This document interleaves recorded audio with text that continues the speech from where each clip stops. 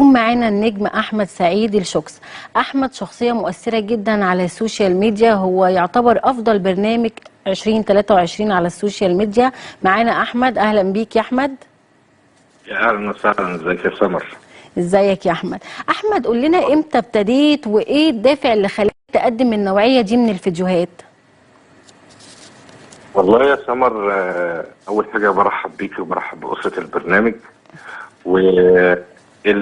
انا كنت داخل الميديا وداخل خصوصا التيك توك بشكل مختلف وشكل مميز.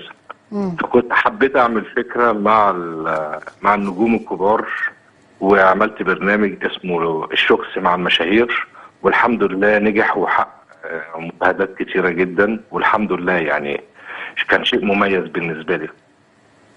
فعلا البرنامج بتاعك اكتر برنامج مؤثر في 2023. كلمنا اكتر يا احمد، انت اصلا يعني كانت عندك الهواية دي، انت اصلا بتقلد الفنانين؟ تمام فعلا. يعني دي انا فعلا انا بحب التقليد، ودي موهبة فيا من صغري، وضميت كمان مع الموهبة ان انا اعمل فكرة جديدة زي ما انا قلت لك، والحمد لله بقى عندي كده تشكيلة حلوة دخلت بيها في الميديا، والحمد لله نجحت. احمد، اللي بيهمك اكتر رأي الفولورز ولا زيادة نسبة المشاهدة؟ والله الاثنين. انا طماع طبعا، اكيد الاثنين. احنا شفنا ليك فيديوهات كتير مع كوكبة من الفنانين الكبار، قول لنا تم التواصل معاهم ازاي يا احمد؟ والله زي ما انا قلت لك الفكره، انا سميت البرنامج اسمه الشوكس مع المشاهير، وكنت قاصد ان انا اجيب اسماء كبيره في الوسط الفني، بدات الموضوع مع الفنانه وفاء عامر، اول واحده استضفتها في برنامجي، وما اتكلمت معاها قلت لها انا عندي فكره وعايز اعمل برنامج، رحبت بالفكره جدا جدا وشجعتني وادتني حافز قوي، عشان نجمه كبيره زي وفاء عامر اكيد هتديني حافز، ودعمتني بروحها الحلوه. فالحلقه نجحت فقلت اكمل يعني. فاستضفت طبعا نخبه كبيره من الفنانين، حنان شوقي، وفاء سالم، الفنانه الكبيره وفاء سالم، الفنانه الكبيره حنان شوقي، الفنان الجميل علاء مرسي، المطرب الجميل محمد الريفي. صدقت ناس كتير مش عايز انسى، بس عايز اقول لك يعني الحمد لله رب العالمين عرفت الفت النظر ونجحت في الفكره، طبعا فضل ربنا وفضل الناس الحلوه ديت. احمد، ايه اكتر شخصية قلدتها كانت صعبة عليك والعكس؟ اكتر شخصيه الاصوات اللي هي القويه زي عادل ادهم، جميل راتب، الاصوات دي بتبقى محتاجه قوه ومحتاجه تركيز ومجهود.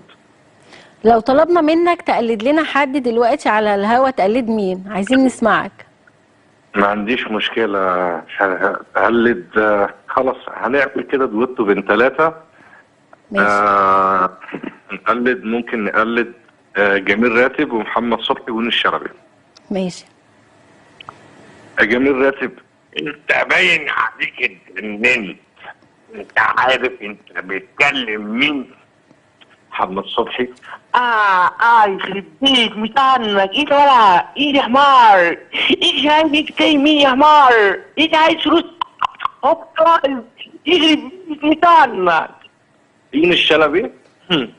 اسكت كده يا جدع، انت كل ما تقول لي مش انت اللي كنت واقف هنا ولا مين اللي واقف؟ يا نهار اسود يا جدع. طب انت شاور كده ولا اعمل اي حاجه كده يعني كده على السريع. لا بجد يا احمد انت موهوب جدا. احمد قول لنا بتستقبل رد فعل الفولورز بتوعك ازاي؟ يعني بتبقى فرحان لما تنزل الشارع وحد يكون عايز يتصور معاك او بيشاور عليك؟ هو بصي، انت كل ما بتعملي حاجه كويسه والناس بتتبسط منك، اكيد الناس بتعمل لك فولو وبتشاهدك، فده شيء عظيم. طبعا لما الاقي حد مثلا مبسوط بالحاجات اللي انا بعملها، انا كمان بكون مبسوط، فالشيء ده اكيد طبعا شيء بيساعدني اكيد. احمد انت بقالك قد ايه بره مصر؟ بقالي كتير مش فاكر.